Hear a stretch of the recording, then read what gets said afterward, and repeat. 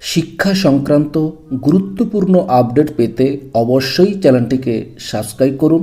পাশে থাকা বেল আইকনটিতে অবশ্যই ক্লিক করুন। নমস্কার, আমি শুভেন্দু। আমার ছোট্ট চ্যানেলে আপনাকে স্বাগত। Government of West Bengal school education department থেকে অত্যন্ত গুরুত্বপূর্ণ একটা নির্দেশিকা জারি করা হয়েছে। 7/2/2025 মেমোরান্ডাম দেওয়া হয়েছে। আর অর্ডারটি জারি করেছেন commissioner of school education West Bengal. দেওয়া হয়েছে সমস্ত ডিস্ট্রিক্টে অর্থাৎ সমস্ত জেলার ডিআইদের উদ্দেশ্যেই দেওয়া হয়েছে। প্রাথমিক এবং হাই স্কুলের ডিআইদের উদ্দেশ্যেই গুরুত্বপূর্ণ নোটিফিকেশনটি দেওয়া হয়েছে।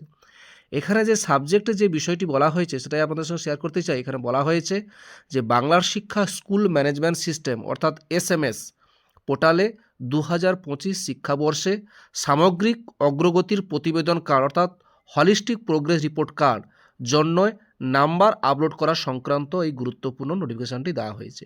একটা রেফারেন্স নম্বর দেওয়া হয়েছে। আচ্ছা, এখানে যে বিষয়টি বলা হয়েছে সেটা আপনাদের সঙ্গে শেয়ার করতে চাই। এখানে বলা হয়েছে উপরোক্ত বিষয়ের উল্লেখ করা যাচ্ছে যে 2025 শিক্ষাবর্ষ থেকে সামগ্রিক অগ্রগতির প্রতিবেদন কার্ড অর্থাৎ হলিস্টিক রিপোর্ট কার্ড কার্যকর করার জন্যই সংশ্লিষ্ট সমস্ত স্টেক হোল্ডারদের ওরিয়েন্টেশন ইতিমধ্যেই সম্পূর্ণ করা হয়েছে। 2025 শিক্ষাবর্ষে ইতিমধ্যে শুরু হয়েছে এবং সামগ্রিক অগ্রগতির প্রতিবেদন কার্ড অর্থাৎ হলিস্টিক রিপোর্ট কার্ড সুষ্ঠু ও রক্ষণাবেক্ষণের জন্য সকল মূল্যায়ন যথাসময়ে সম্পূর্ণ করতে হবে। বাংলার শিক্ষা স্কুল ম্যানেজমেন্ট সিস্টেম অর্থাৎ এসএমএস পোর্টালে ইতিমধ্যেই প্রতিটি মূল্যায়নের জন্য নম্বর প্রবেশের ব্যবস্থা করা হয়েছে।